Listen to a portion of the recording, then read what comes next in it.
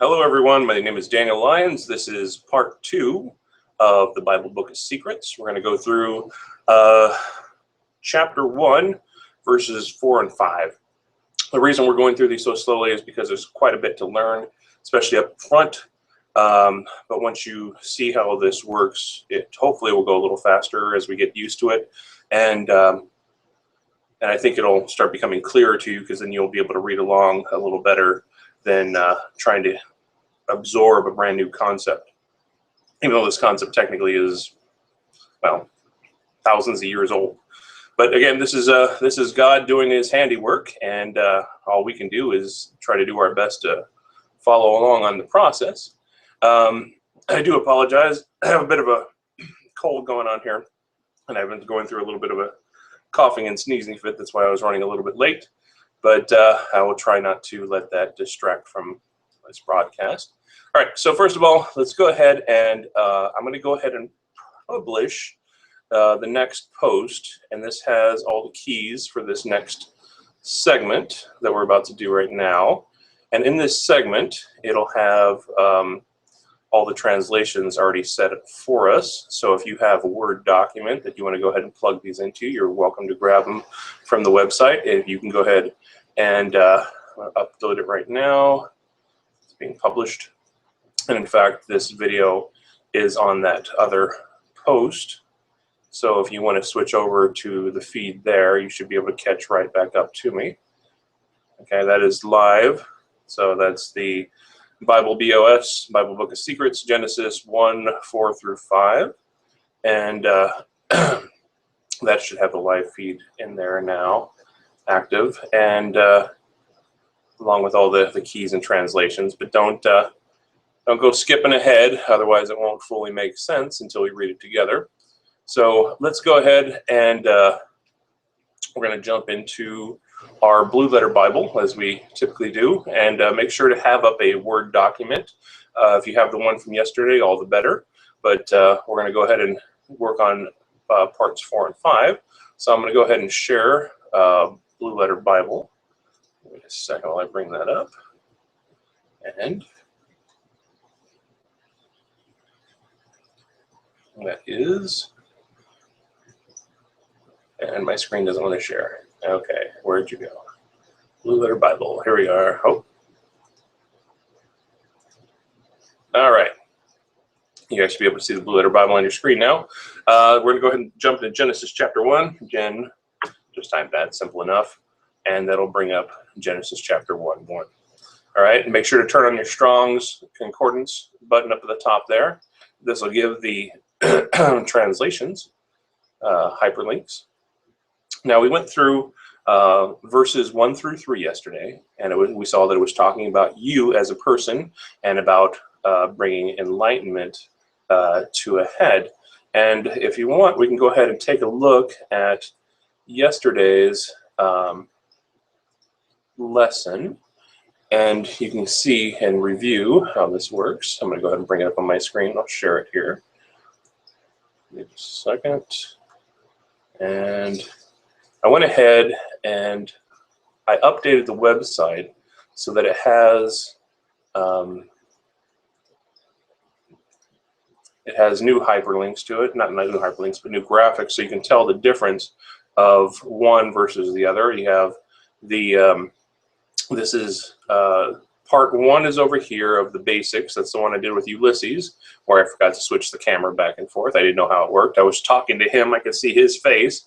And so I figured that's how it worked, that it would automatically switch, and it didn't. So he mostly had a whole broadcast of his face while I talked to him. Anyhow, 1 to 3 is here from yesterday, and the new one just posted up here in the featured section. I'm going to go ahead and launch Genesis 1, 1 through 3. And we go ahead and scroll down after it goes through loading all the stuff it does. And you can see that yesterday's translation, by the time we got through everything, the transliteration came out to being Genesis 1 through 3, or 1 through 3, I forgot to put a 1 there. In the head, discernment and judgment creates the superego's higher understanding and the id's primitive understanding. Primitive understanding brings about a confusing lack of structure. Most of us have this lack of structure built within us right now. We don't have, there's no order to our life. We call this chaos. Because if the word for world is cosmos, cosmos means order. Well, our order is in disarray. So at this particular point, we are in a confusing lack of structure, right? So basically, it's kind of like where the Bible talks about you building a house on sand. If you're building a house on sand, then there is no structure to support that house, right? And so right now, the world starts off with no structure, and it is empty. And emptiness, and we all know emptiness, especially, it also comes out to being kind of like a hunger. The more that you desire, the more hollow you feel, and a certain emptiness, if you cannot get to the root of the emptiness, doesn't matter what you fill it with, it will still never be full. It's like a black hole. The Bible refers to this as the abyss many times.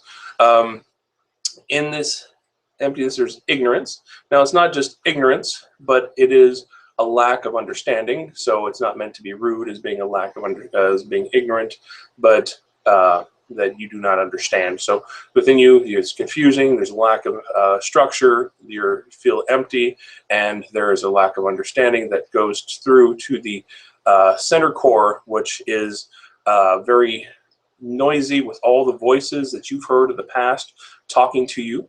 And so you have every judgment that you make is based on all these voices that you hear calling out to you at any given time. But the mind of discernment creates ease through transitional change. And the transitional change is going to refer to as using as the waters, and the waters are going to become a reflective surface in what you see. But the word water comes out to being transitional because the water does change constantly. The discernment of judgment avows dedication to bring forth enlightenment, and thus there is enlightenment. So your higher understanding, we can say discernment of judgment because it's using the word Elohim, which means a plurality of rulers or judges.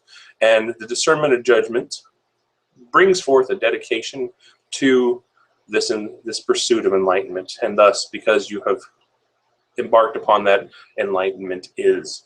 All right, so now we're going to go ahead and we're going to jump into back into the Blue Letter Bible, and we'll look at today's lesson, which is going further forward from there. Okay, so did I choose the wrong screen? I think I did. Let's try that again. Choose Blue Letter Bible. Shows it there. All right. So we got the Blue Letter Bible up. Give me just a second here.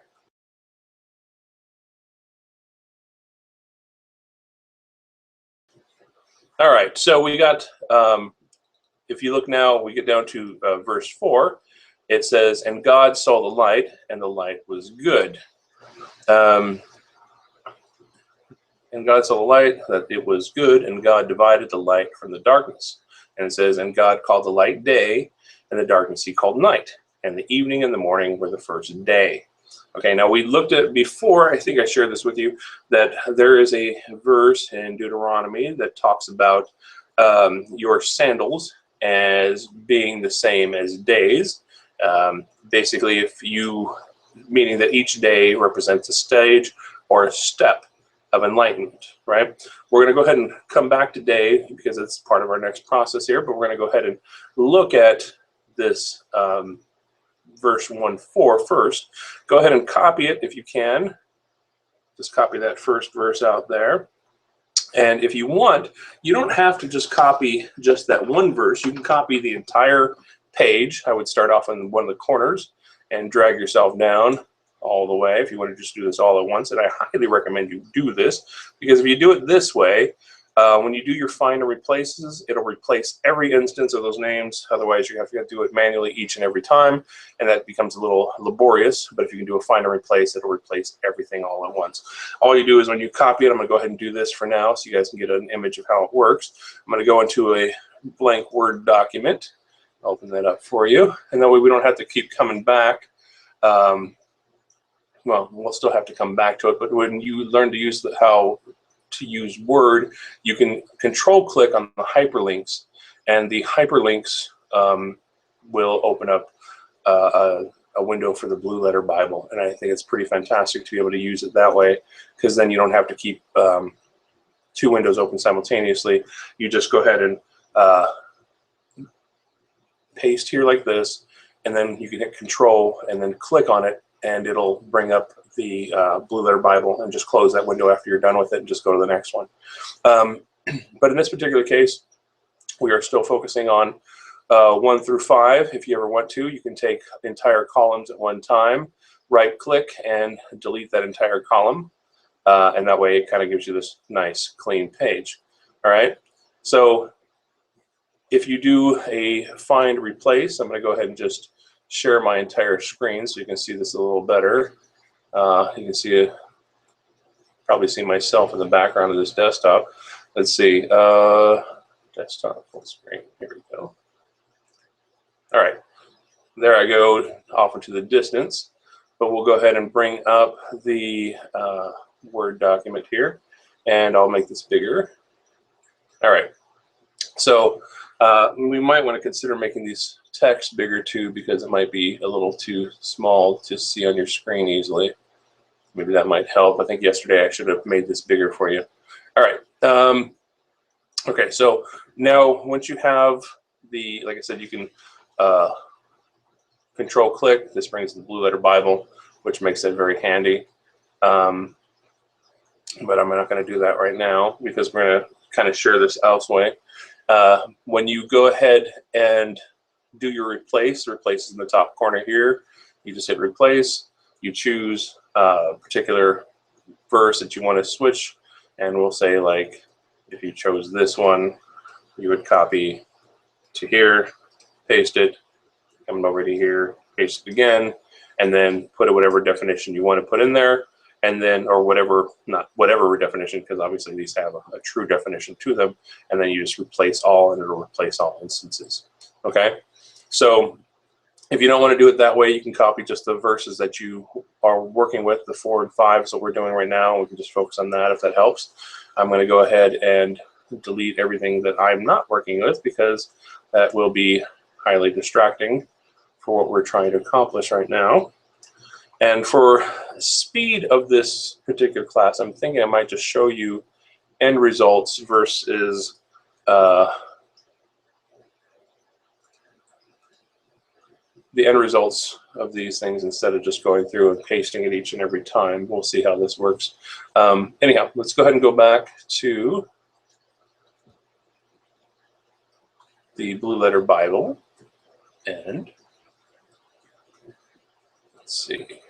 Got to remember to share so you guys know what I'm doing. Where's my Blue Letter Bible document?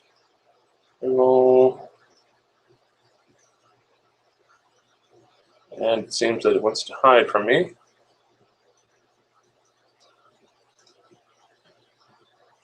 I'm not sure where it went to. Let's try it again. Let's documents. There it is. Found it. On my end of things where I'm working, it's a little confusing to see how these come together. All right. Okay. So we're back to verse 4. It says, "And God saw the light." All right. Now we went through yesterday and we saw that this particular translation of God comes out to being judgment, because there's multiple rulers, right? If you have multiple rulers, then they create judgment. So if you also notice in the Bible, it talks about that you gain many crowns. When you gain a crown of victory, it represents that you have gained victory over a particular kingdom of the soul. All right. It's hard to explain that without seeing the basic principles. We'll come back and address that a little bit more as we go. But there are different, well, I'll just do it right now. If you consider that you have each person in the Bible is represented as an idea or concept. If you are, well, let's say that most of the names have the definition of what that concept represents. If you have a male name, it represents an idea. If you see a woman, it represents a reflection of wisdom that's applied to yourself. Masculine is outward projection, the concept that is masculine Feminine is self-relating, so it means it applies to yourself. So if you have a male name, the male name represents, we'll say, an idea or belief or truth. If it's if you have many ideas that are very similar, then you have a city or a kingdom. And so this is all about your mind. So all your mind has like concepts, like we'll say in the modern world today, and back then too, there was a city called Philadelphia. Philadelphia means a city of brotherly love. So a city of unity and communal understanding. So if you have other concepts that are dedicated to that same sense of unity and brotherly love, all those concepts go together. Inevitably, you're trying to build a new Jerusalem. Jerusalem is the main goal of everything, and Jerusalem means peace. So you're trying to build a kingdom of peace, a state of being within myself. So many concepts gather together to like concepts. They are ruled by a primary ideal, which would be a king or ruler. The ruler wears a crown. If I am the king of a particular state of being, then I'm the ruler of it or the master of it. And because this is your inner world, if you master all the kingdoms of the inner world or the soul, then you will have many crowns of victory for one, but then you will be a mirror of Christ, being Lord of Lords, King of Kings. You'll be a direct reflection of God himself, the ruler of the outside world versus, I mean, he's the outside world and you're the reflection of ruling the inside world. And I know that got a little bit wordy, but this is what this is about mastering the kingdoms of the soul. All right. So I'm going to go back to that blue letter Bible and we'll look at this again. All right. So multiple judgments, multiple rulers as one ruler, unity of or discernment or judgment. You can also refer to him as being higher understanding, right? The ultimate higher understanding. At this particular point, it ceases to be the physical God that we all know and pray to. This is the God of your mastery of self. Okay, so judgment is the characteristic it embodies because that's what Elohim represents, multiple judgments. All right, so we're going to go ahead and take that multiple judgment has now gone to called, and we'll look at what called means, right? And called comes from to call out, recite, read out, proclaim. Okay. Now, this particular. Wait. Okay, I'll go back a second here. Through the idea of accosting a person. All right, let's go back. I got so many screens open, I'm getting jumbled around with what I'm working with. All right, and so we see that God saw. Did I do that right? Oh, I jumped ahead. That was the problem. I apologize. God saw. that's where we're at. Okay.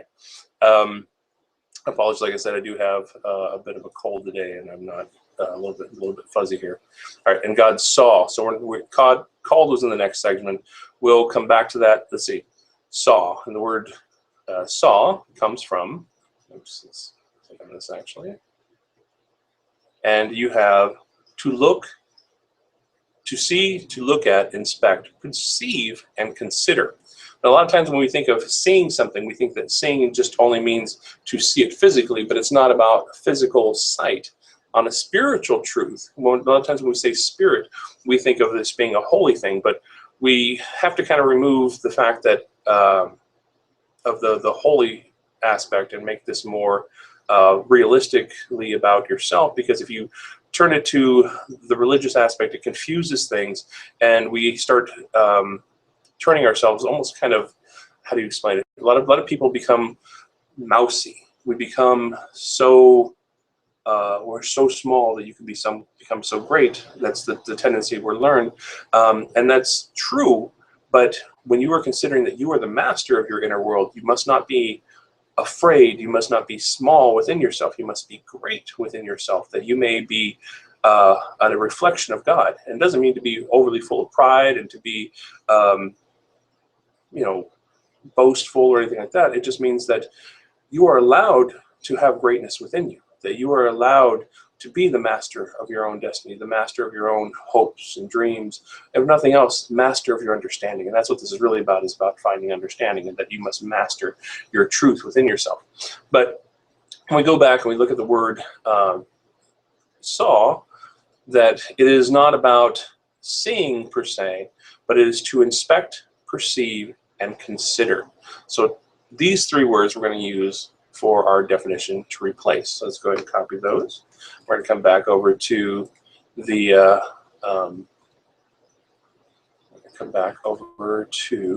our Word document, and we will replace. Use the replace button, and we'll select the word for saw, and we'll plug in those words: inspect, perceive, consider. All right. So now the thing reads out, and God saw. And now remember, this is no longer about God per se, but this is about judgment and discernment. So that gets replaced with judgment and discernment. Perceives and considers the light. Now yesterday we noticed that light was enlightenment, and that the light was good. Now I'm going to go ahead and we're going to go through each one of these definitions, and I'm going to go ahead and just plug them all in at one time so you can see how they work. Let's see, I'll go back over to the Blue Letter Bible.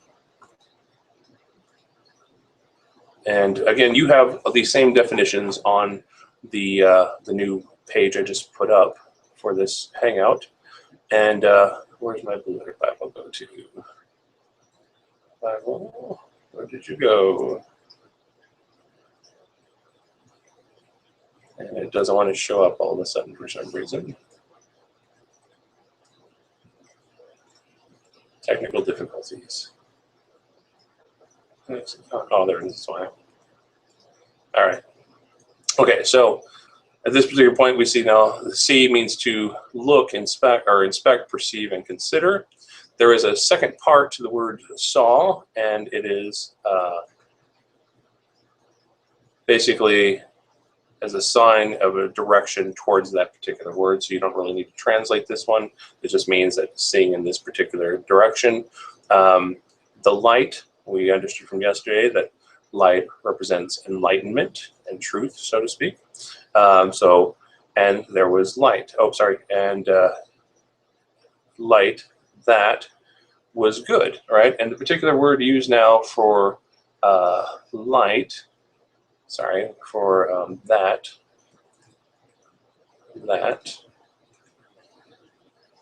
is just basically, it's going to be like that, for, because, as though, as, because, certainly, except basically it's just telling you that these things help pass the sentence along. So that is not, and God saw the light, that it was good. And so here's another principle we have to consider, is the word good. It is not just about being good, it is about being agreeable, but it's also about a good understanding, a man's intellectual nature. Basically, this is going to take a second to explain that there's kind of a misconception in the Bible where most of us, we think of good and evil as being that these are moral issues only. They're not just moral issues. You have to consider that the human mind is essentially a computer. We are an organic computer, and we work in what is correct versus what is incorrect. In fact, the word for righteousness in the Bible, it has become a religious thing, so it becomes a very grandiose, that it is righteous to do the will of God, that type of thing. But righteous technically means correct. That which is correct, that which is understandable, of a good understanding, versus that which is false, or that which is incorrect. But more so to the point, the word sin comes from the word, or comes from the definition of meaning to err. It's to make a mistake. I've made a mistake. This is why God can forgive so much, is because most of us have that state of ignorance or that lack of understanding. And if you truly don't, if you're making the same mistakes over and over, it's because you truly don't understand. If you truly understood, the foundations of your belief will not allow you to progress in that same state of being. If you truly have full understanding, you will progress and you will find what is good and what is correct. Because it's even the word, we'll say love. Love, one of the easiest way, or say beautiful. In the word in Japanese, the definition for beautiful means orderly. So chaos versus orderly. So the word is kirei. If something is beautiful, it is orderly. And this is actually the root of most of what the word beautiful means to us. And because we are, like I said, we're a computer of sorts, that's why music is found, is mostly math. If you consider people like, I think it's like Beethoven and Bach, they're basically math. It's so your mind finds it beautiful because it is an orderly function of a mental process. In fact, say you see somebody who is in an accident or about to be hit by a car, right? And generally you will, some people find out who they are very quickly at that moment because they will jump to the aid of another. The reason why your mind is so quick to jump is because in your mind, you know it is not correct for that person to be removed because you can tell there's something useful about them. It is correct that they not be removed. You know it instinctively that this is right, that this is good, and this is correct, to the point that you forget about yourself and you become very active in protecting them because you know it is right versus what is wrong. You know it would be wrong to leave it, and you know that within you cannot allow something that is so wrong that it's within your power to fix, to let it go. And that's how a lot of us, we end up building up this that dark spot within us. There's a spot inside of each one of us that is, we're so afraid to approach, we're so afraid to see, and it's a scary place, it's a dark place, and most of us are afraid to peek into that darkness. We're so scared of what we'll find or what will resurface, and that's part of the problem that we're running into, is that we need to be able to fill ourselves with enlightenment. At the end process, the end game, what we're looking for here is that we are going to fill ourselves with enlightenment. And at some point, you will face those demons of the darkness within you, because you will be filled with inner light, and you will not have anything in you that is darkness anymore. And so we are trying to correct the process of pain that is built up within us. And so many of us suffer. We suffer with not so much in the physical. There are those of us that suffer in the physical, but this particular book that we're reading is about removing the pain within us, removing that lack of structure that keeps making us make the same decisions over and over, the same relationships over and over, because we're afraid of change. Change is a very scary thing. And so because we're trapped in a state of perpetually trying to figure something out and dealing with things the only way we know how, that we become imprisoned. And so the whole point is that we are trying to develop a state of Christ, and by developing the state of Christ, the reflection of Christ, that the name of Jesus, his name means salvation or savior, and technically, if you consider it in a simpler English, means freedom. So he's bringing salvation, and remember, your soul is the mind, right? So bringing salvation to the mind, freedom of the mind, freedom of thought. Your thoughts are imprisoned. You are trapped in a state of arrested development. Most of the time is what it's called. You get stuck in a certain state that you're afraid of change because it changes everything. And change is so scary. So we get stuck in this one small place, and it imprisons us, and we become stuck there. But salvation through understanding truth that you're building will set you free.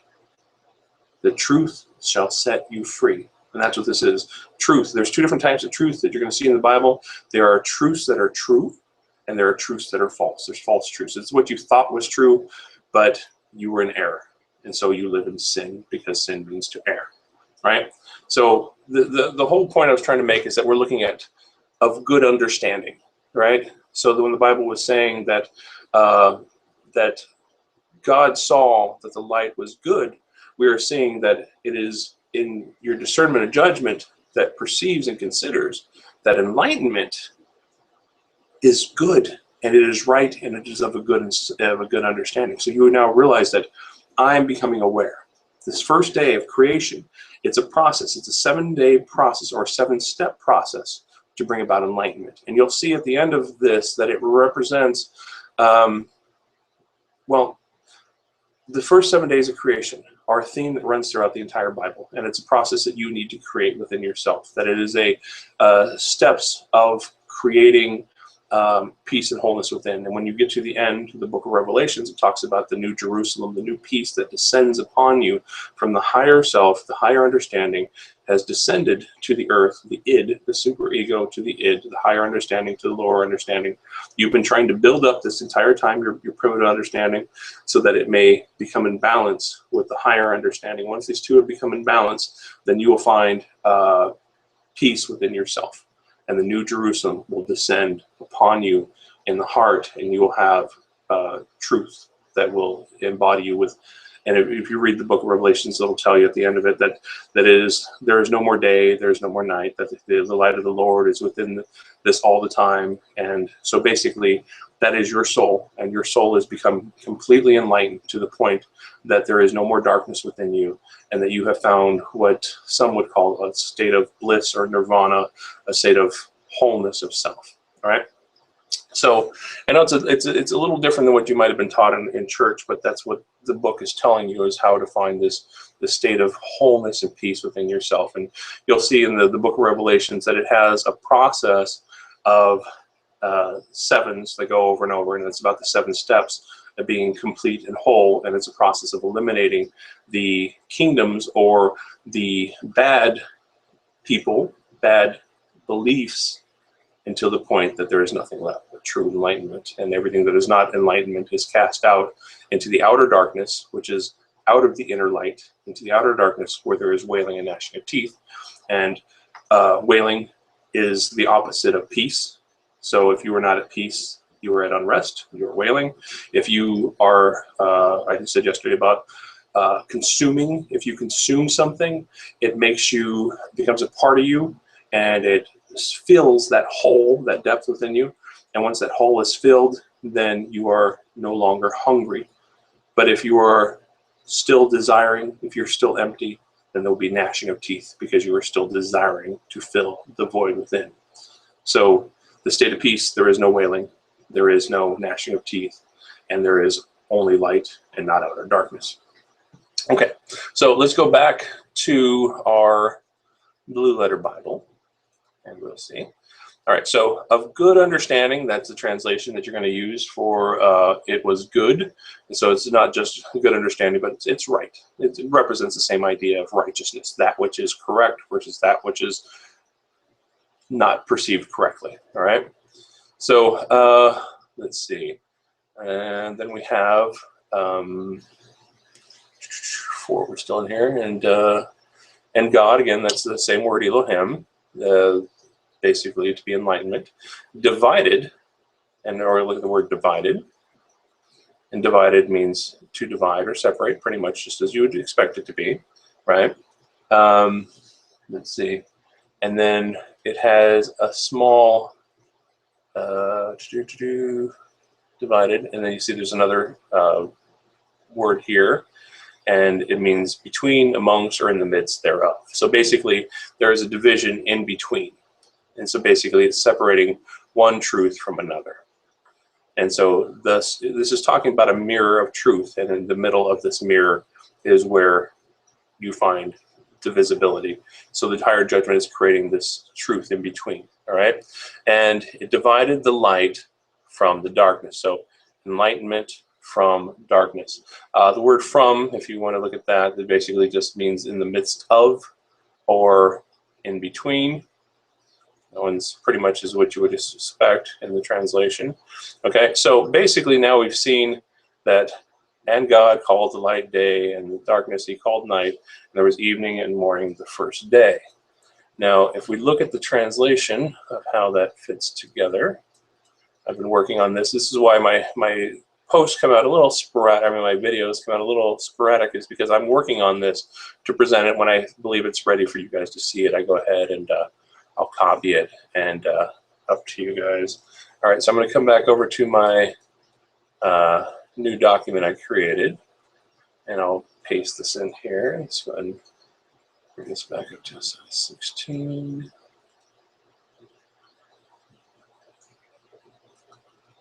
All right. All right, I'm going to go ahead and share that window. I just copied from the work I did earlier, so it makes it easier to plug and play. And that way we didn't have to go through each one of these one at a time. All right, and so you can now see that it is judgment and discernment. And see if I got the screen. Yes, judgment and discernment inspects or perceives or considers that enlightenment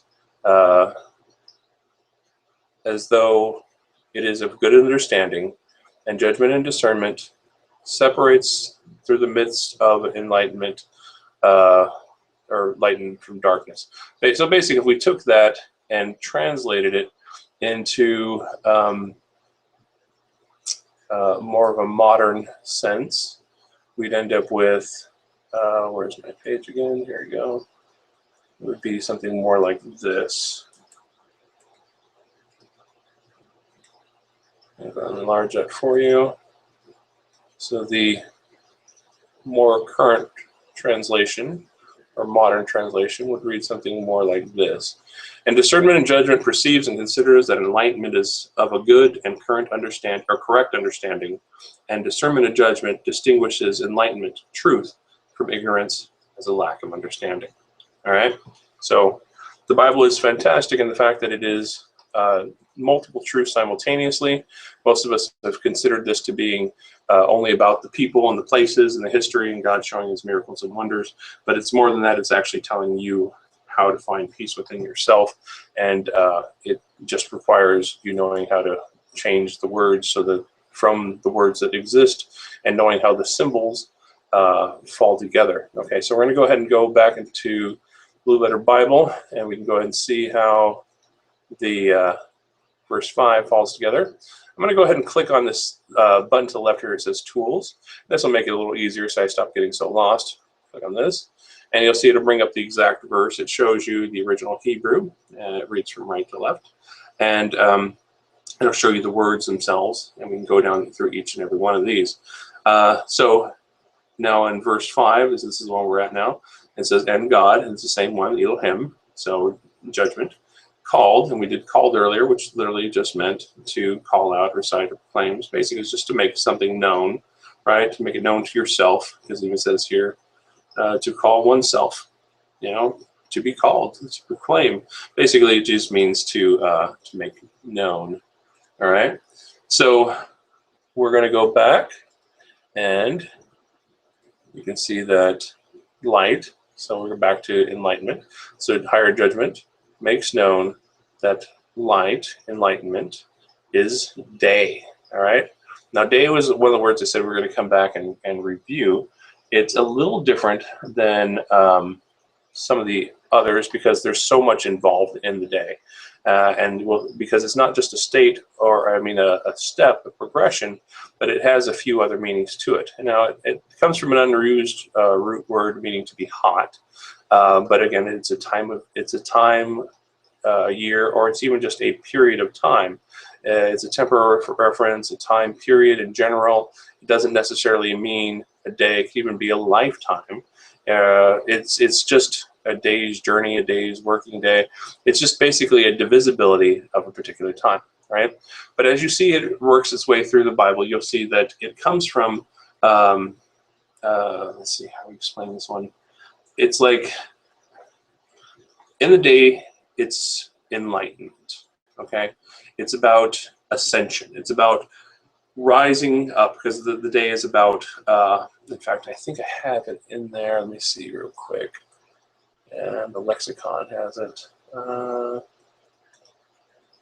And just using the heat of the day. Because it uses heat as part of it, that means that you are being tested. The Bible uses fire to represent testing by enlightenment.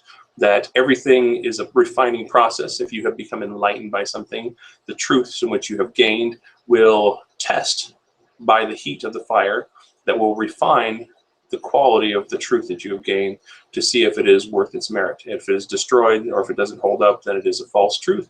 If it is something that holds up against the testing of knowledge, then it will become a solid truth and it will be better for it because it has become refined through the process. All right. So the day is also a stage. It is a stage. It's about rising up, right? So it's about a type period of ascension. It's a period of progression, and it's a testing and growth. Okay, so if you want to write all those down, it is literally all those a period of ascension, progression, testing, and growth. Because in the light, things grow. You grow. Your understanding grows. In the darkness, if it doesn't, something isn't becoming life or light. If it's not growing, it's dying. And so in the darkness, you die. In the light, you live. And so that's why most of the time the Bible talks about eternal life. It's because it's about also eternal truth. And it's God trying to tell you by using these examples to help you understand yourself better as well. So we're learning to gain eternal truths and not truths that kill our spirit. Okay, it's about spiritual progression. Okay, so we're going to go back to the Bible, and the letter Bible is my favorite little tool. And here we go. And so we have our day. All right.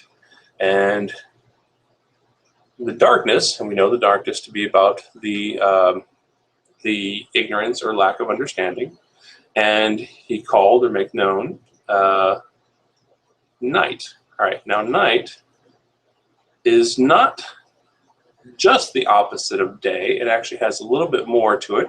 If you look at how night works out, it says from the same as, or look at that name here. It's not just the darkness or the protective shadow or whatever else, but it also comes out to being a staircase, a winding stair shaft or enclosed space with steps and floors. But it comes from an unused word meaning to fold back.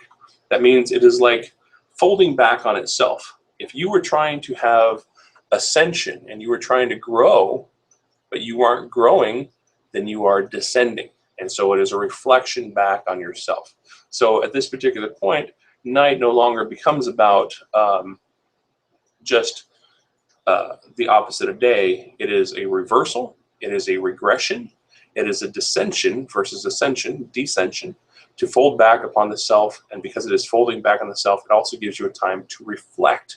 See, if you look at the way that it's talking about in the Bible, here you have that there's a period of testing to grow, and there's a period of reversal of that testing.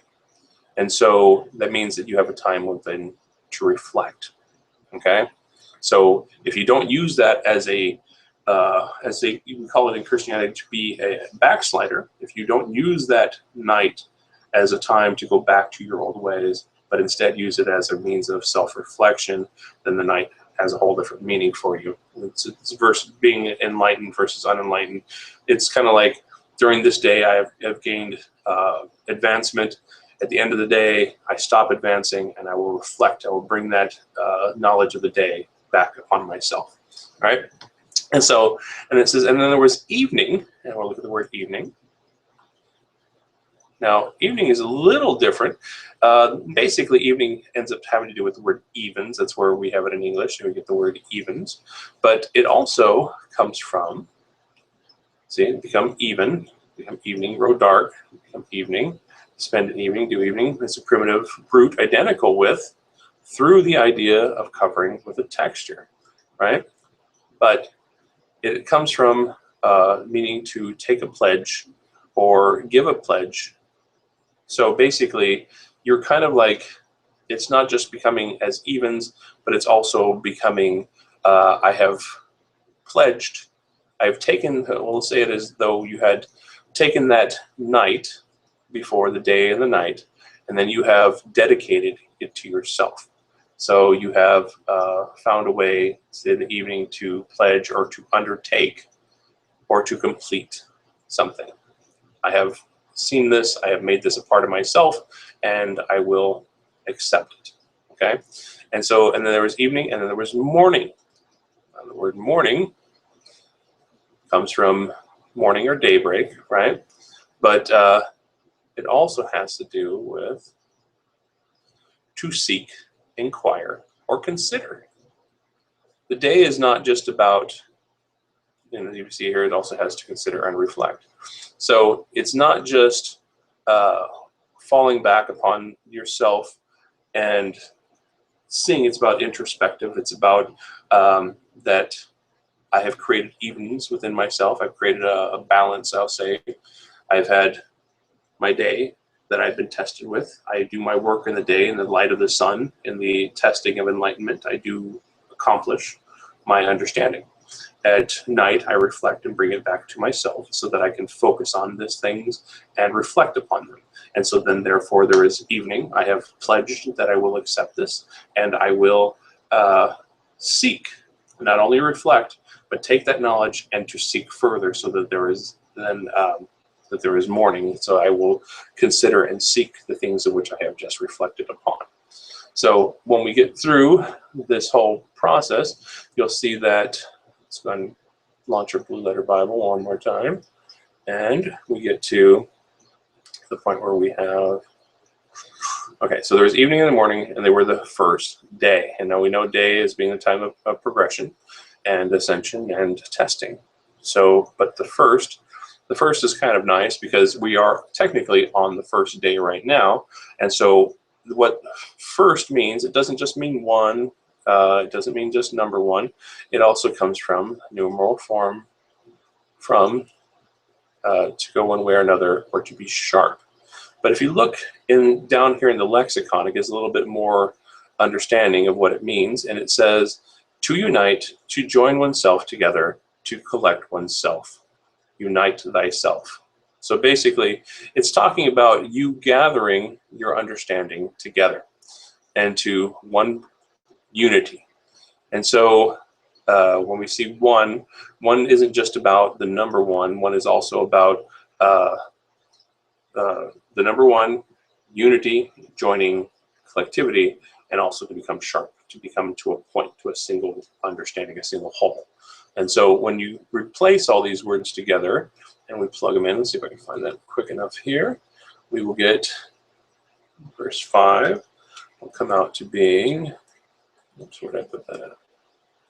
Verse 5. There we go. And paste. I'll go ahead and rescale this back up so it's easier to see. All right, so we're going to go into look at the document I just added that to, which is document 2. All right, and so now you can see that it says, and judgment, discernment, proclaims and makes known that enlightenment is a period of ascension, progression, and testing and growth, and ignorance or obscurity, and the darkness, and ignorance and obscurity, is known as basically reversal, regression, dissension, or to introspect upon the self, and to pledge or undertake, and to seek unity in the period of ascension and testing.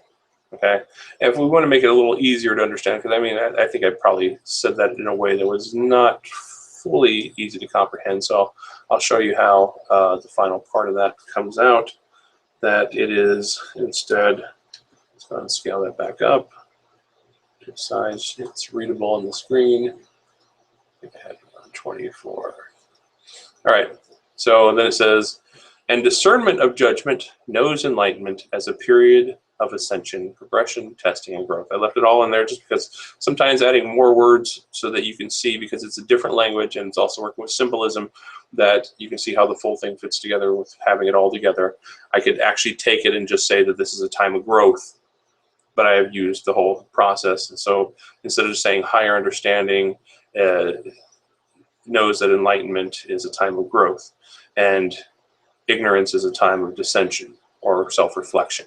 That's the easiest way to say it, but I'm trying to keep it lined up as much as I can with the original text so you can see it.